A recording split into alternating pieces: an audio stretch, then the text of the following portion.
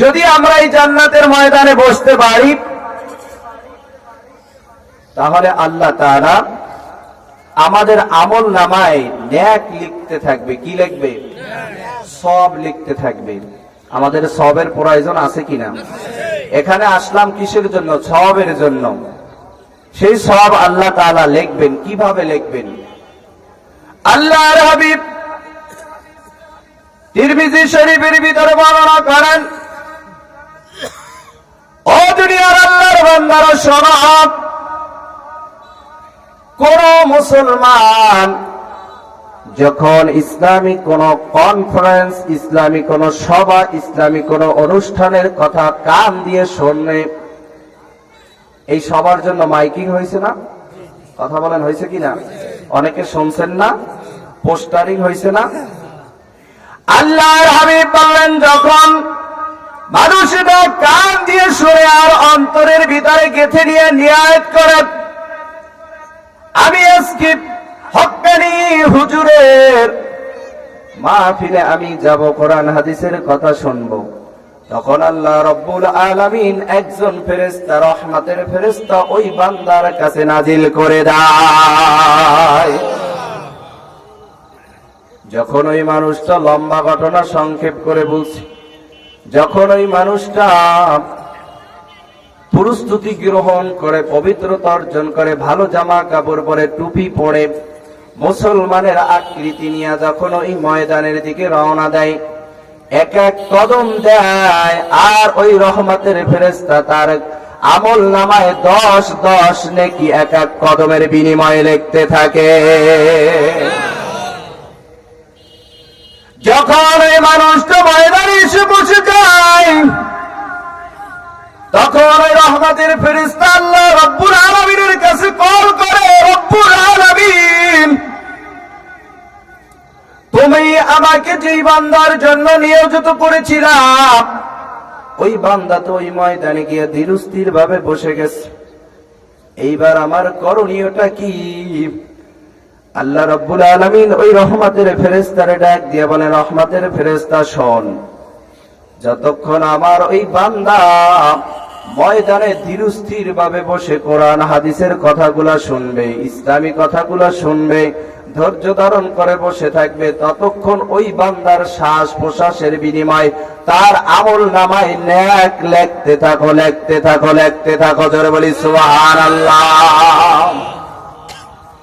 এইবার আপনারা বিবেচনা করুন, যে মানুষটা এই মুহূর্তে বাজারে টিভির সামনে বসে আছে, যে মানুষটা এই মুহূর্তে ঘরে বসে গল্প গুজব করতেছে, যেই মানুষটা বন্ধুদেরকে নিয়ে রাস্তার পাশে আড্ডায় লিপ্ত আছে, আর যেই মানুষগুলা এই ময়দানে বসে আছে, তারা এক কিনা?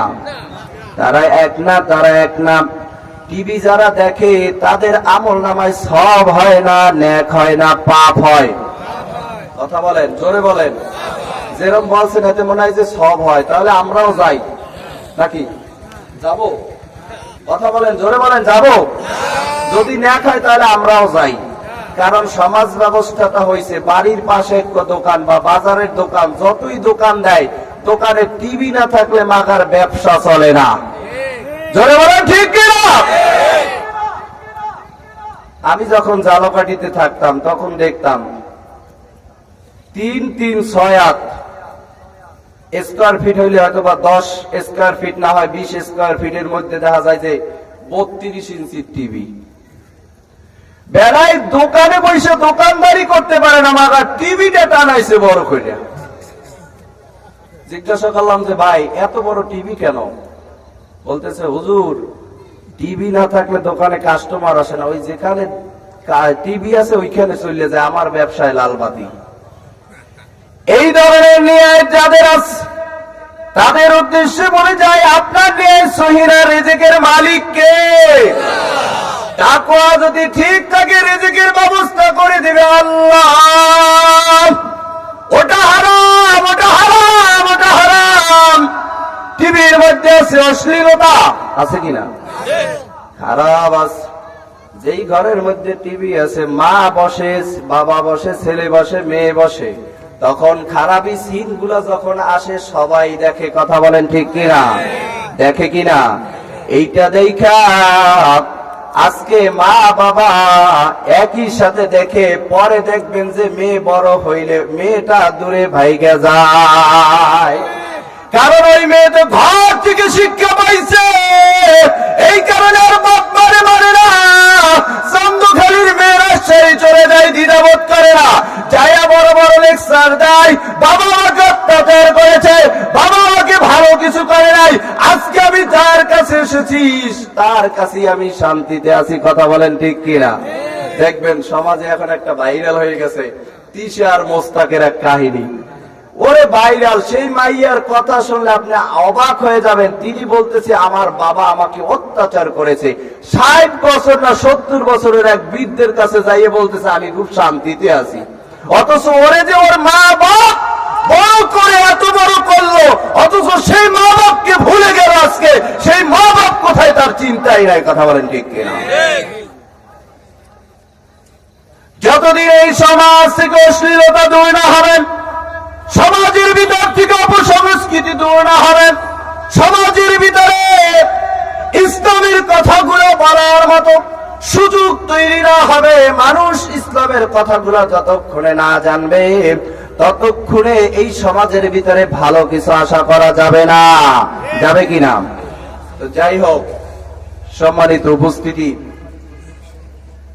আমি পিছনে কথা রেখে এসেছি, আমরা বিশ্বের ইহুদি খ্রিস্টান দ্বারা আজকে নির্যাতিত হয়ে আছি। ফিলিস্তিনের মানুষ, গাজার মানুষ, সেই ইসরায়েলি নরপশুদের অত্যাচারে আজকে তারা ঘর ছাড়া, বাড়ি ছাড়া, কত জঙ্গলে পড়ে আছে জোয়ানরা। কিন্তু আমরা এই সোনার বাংলাদেশে শান্তিতেই আছি। কথা বলেন? বাইতুল আকসায় নামাজ পড়তে দিচ্ছে না, আমাদেরকে কেউ বাধা দেয় না, আমরা নির্দ্বিধায় মসজিদে যেতে পারি, কিন্তু বাঙালি মসজিদে যায় না। আর ফিলিস্তিনের মুসলমান বাইতুল আকসায় নামাজ পড়ার জন্য নিজের বুকটা পেতে দেয় যে গুলি কর তো, আজকে আমরা এই বাইতুল আকসায় নামাজ পড়বো, বলি না সুবহানাল্লাহ। তাদের ঈমান আর আমাদের ঈমানটা কোথায় আছে আজ? ঈমানকে মজবুত করতে হবে ইসলামকে জিন্দা করে রাখার জন্য। কথা বলেন ঠিক কিনা? ঈমান মজবুত না হলে আমাদের উপরে আস্তে আস্তে আস্তে আস্তে বড় বড় গজব চলে আসবে। আসবে কিনা? এই গজব প্রতিহত করার জন্য আমাদের মতো যুবকদেরকে দাঁড়িয়ে যেতে হবে ইসলামের পক্ষে। সিন্ধুর রাজা দাহির এক মুসলিম রমণী আটক করে জেলখানায় রেখে দিয়েছে। দীর্ঘ বছর ওই নারীর উপরে অত্যাচার করেছে। অত্যাচার করতে করতে করতে করতে এমন একটা অবস্থা করে দিয়েছে, যখন ওই নারী আর সহ্য করতে পারে না, শরীরের তাজা রক্ত দিয়ে একখানা চিঠি লিখলেন। ওই সময়ের বাদশা হলো হাজ্জাজ বিন ইউসুফ। হাজ্জাজ বিন ইউসুফের কাছে চিঠি লিখলেন বাদশা হাজ্জাজ বিন ইউসুফ, সিন্ধুর রাজা দাহির আমাকে জেলের ভিতরে দীর্ঘদিন আটকে রেখে অত্যাচার করেছে, নির্যাতন করেছে, ধর্ষণ করেছে। আমার আর সহ্য হয় না, আমি আর এই জেলে থাকতে পারতেছি না, আমি আর পারতেছি না। আমি বলতেও পারি না, আল্লাহ যদি আমার হায়াত শেষ হয়ে যায়, আল্লাহ যদি শেষ করে দেয়, তাহলে আল্লাহ যেন আমাকে এই দুনিয়া থেকে নিয়ে যায়, আমার আর সহ্য করার মতো না। ও হাজ্জাজ বিন ইউসুফ,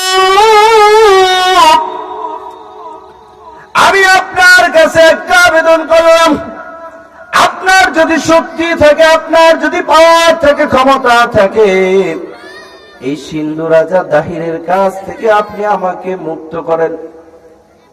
সিন্ধুর রাজা ওই দাহিরের